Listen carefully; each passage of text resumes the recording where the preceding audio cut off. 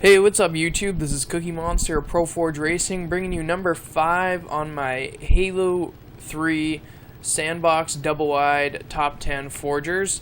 And this is smm2010, who also came on to Reach and made a ton of Halo Reach maps. And anyways, what I'm doing in this review, SMM made like 24 maps or so in Halo 3.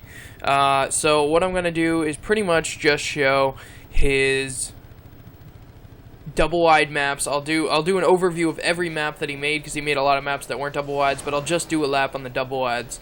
The first map was Interpol V3, which is more of a tournament track, and this one right here is Painkiller, and this was the first double-wide map he made. I don't know if Interpol was his first map ever, but if it was, then this was his second map ever. SMM, I never realized how good of a forger he was, because if a map wasn't a double wide, and if it wasn't on Sandbox back in the days of Halo 3, I didn't give a crap about it. So I really only liked Sandbox double wide. So there was only a select few forgers I liked, and a select race maps I liked. Right there, I get owned. But SMM was really an incredible forger. I went back and I played every single map of his, and he made a lot of tournament tracks and a lot of other types of maps that are just really, really unique. Since this series is based on just double wides on Sandbox, there were a few people, 4 people, who I thought deserved to be higher up based on just double wides. But if you went on all of the maps, not just double wides, SMM may have just been the best racetrack forger in Halo 3. I never realized how good of a forger he really was. That map just there was Painkiller HC, which was the hardcore version. This map is the Luno V3. He made a version of Luno in Halo Reach as well. He remade at least probably 10 of his maps in Halo Reach that he had made in Halo 3. I never realized that because I never played a bunch of these maps, but I've played the versions in Reach and realized that they're remakes now. This map is Thrasher. This is his second double-wide map, and this is a really good one. It's not nearly as good as all of his newer double-wide maps in Halo 3, or his newest, I guess. However, this is still a really cool map. It's got a big jump right there that works perfectly, and it's a short map, and it's not the best, but it's still a good double-wide map. And I don't think I found out about this one until way after I knew about him as a forger. I think I found out on his YouTube channel, smm2010, and yeah, be sure to check that out. SMM is a great forger. He was one of the best racetrack forgers in Halo 3, and he's one of the best in Halo Reach. On a voting, this one's Nitro Cortex, which is another tournament track, which has square turns, which is probably why I wouldn't have liked it if I played it back then. But now that I've played it, I really like it. It's got, a really cool jump in it and stuff. But anyways, SMM with the voting video from the Halo Tracks website in Halo 3 for best racetrack forger ever. He got second to Spectacular Raw. Although in my opinion, I think he's better than Spectacular Raw in a sense. However, all his maps were on Sandbox pretty much. But anyways, this next map here is Chiron, which is an awesome double-wide map. I remember playing this one and thinking, this was a great map. Definitely in a unique location. It was pretty far out of the board. SMM, he's considered one of the best Halo 3 racetrack forgers of all time, apparently number 2. And he still came pretty late in the game. I'll explain in a minute. This map is called Phantom Lord, and some of the scenery on the map was made by Epic Forger. And this map is a really big, tournament track. All his tournament tracks are fun. I just figured since it's a double-wide video, I'll show the laps of the double wides. This one's called My Curse, and I remember seeing this one on Matimator's YouTube channel. Matimator was another Sandbox double wide forger. I don't think he was quite as good as the guys in this video, but he was still pretty good. He was most famous for his map Mad Drift Rider, something like that. I think it was Mad Rider or something. But I remember seeing the video for this, and I thought it was just really good. I loved this map. It's a really smooth double-wide map, and it connects well, and it's also compatible for battletracks, as all his maps are. But SMM came later in the game because he came in mostly in Sandbox, and most of these forgers in this series were just Sandbox forgers and came later in the game, but still, the fact that he was considered the #2 best racetrack forger and he didn't even start until Sandbox is crazy. But anyways, this map is really cool, Nitro Cortex, because there's two sides to the map that are divided in the middle, and they're completely identical, divided by that hill in the middle, which is so cool. I played it twice and got on both sides, and they were completely the same. It was really cool. That's an awesome idea. This next map is called Battery, and for some reason I don't think I ever really had or played this map, which is a double-wide of SMMs, and it's a great map.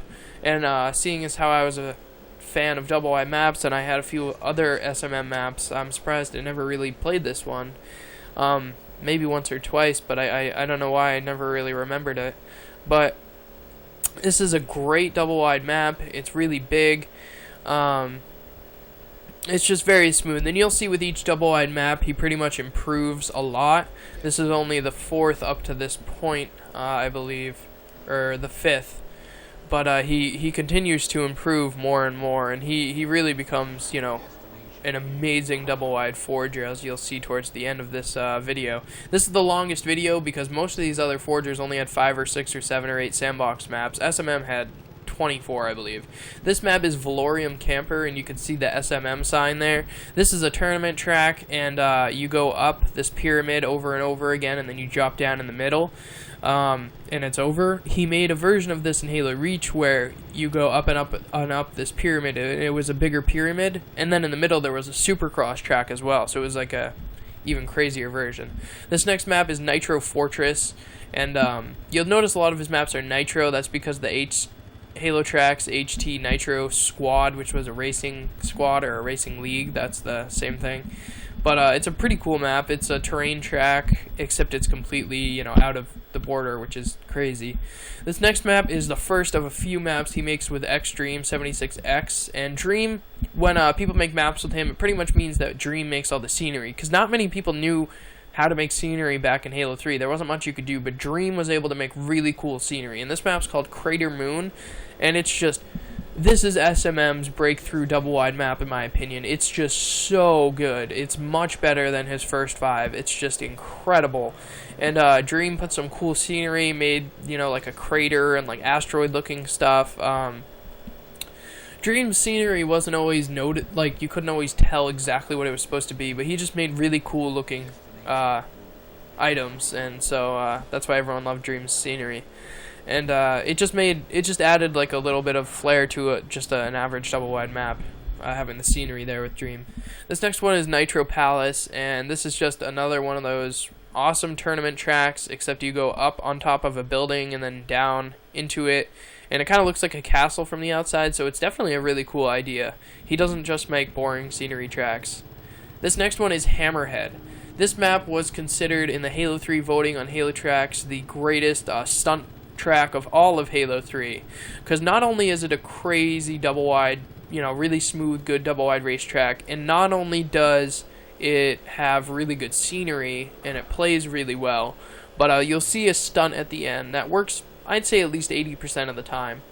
Because I played this, I did 2 laps. I kind of messed up a little on the second lap, but the first lap worked perfectly. And this map usually worked out perfectly for the stunt, but once in a while the stunt wouldn't work, because stunts were a lot harder to do in Halo 3 to make accurate, definitely. But as you'll see, the stunt right here is very, very cool. It's something no one had ever done to this extent before. People had made backflips, but people had never made a triple backflip that worked perfectly with a giant landing zone.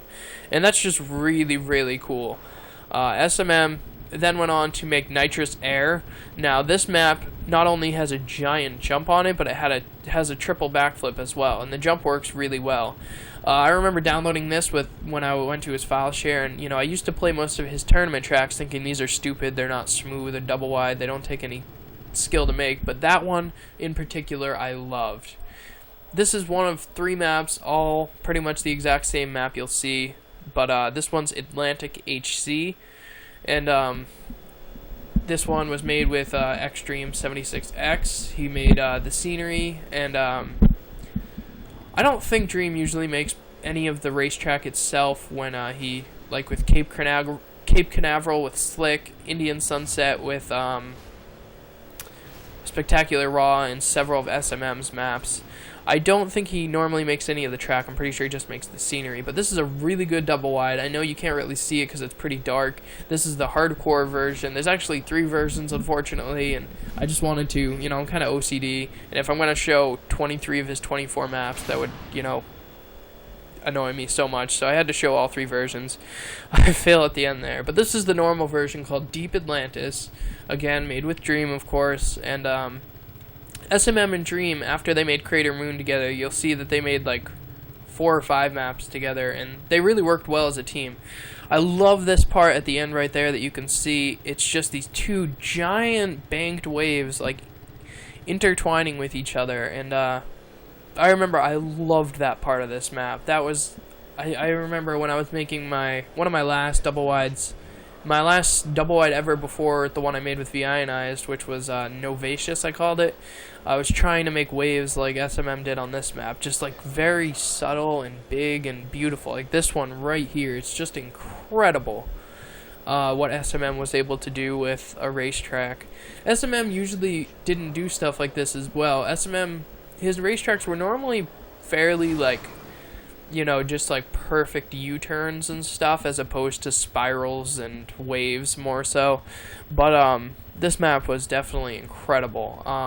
This is called Frozen Atlantis, and this is just the same exact map, just a slightly different color scheme to it.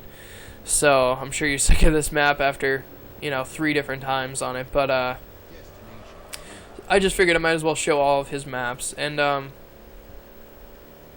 yeah, again, I just love this part right here towards the end. And then there's a really cool jump that works perfectly, except with the hardcore version I was dodging a shield door in the middle and ended up messing it up. But again, all his maps I'm pretty sure are compatible with battletracks, all the double wides anyways. This map is Octavarium, which in the description of it says it's his last Sandbox map he'll ever make. However, he did go on to make a few more, thankfully, because they were incredible. This one was just a giant, amazing tournament track. Definitely a way to go out with a bang for his tournament tracks anyways. It's just an incredible map. It's very big. This map is called Hypernova, and this is his second to last map that he ever made, again with Dream76X making all the scenery. There's this one tower on the map that Dream made that looks really cool, and it's just this giant tower with like a man cannon going up. It's right there if you can see it. It's very, very cool looking. It's kind of like the Dream Tower, because it's like, you know, that's like the tower, this giant tower that represents all of Dream's scenery making. And this racetrack, I remember I just became friends with SMM when he was working on this map. He was just past the jump, and then he had made this map, he had gotten right about to like here when I saw it, and I was like, that's so cool, I'm seeing SMM's newest map. And this is kind of like Barbarian by Rogue Shadow, which you will see, and it is like Tides by X2 Hip is Rippin', just a smooth roller coaster, except it has crazy scenery as well.